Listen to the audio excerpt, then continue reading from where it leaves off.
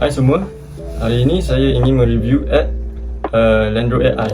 Landro AI ialah sebuah aplikasi AI yang menghasilkan image dengan menggunakan prompt yang kita arahkan.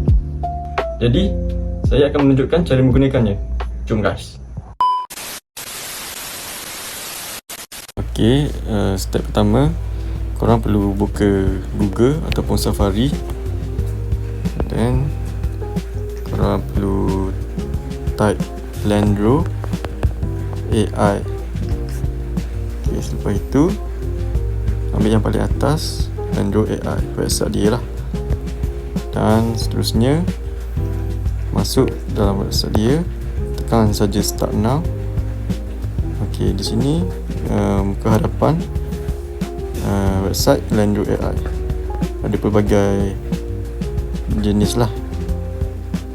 Lepas itu saya masukkan prompt yang saya nak. Saya dah copy dan saya paste saja. Prompt yang saya ambil ni adalah mendirikan sebuah surau. Dan saya tekan generate dan tunggu dalam beberapa saat sahaja.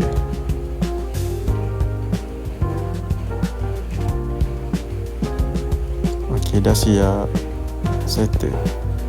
So, inilah hasil gambar yang saya dapat.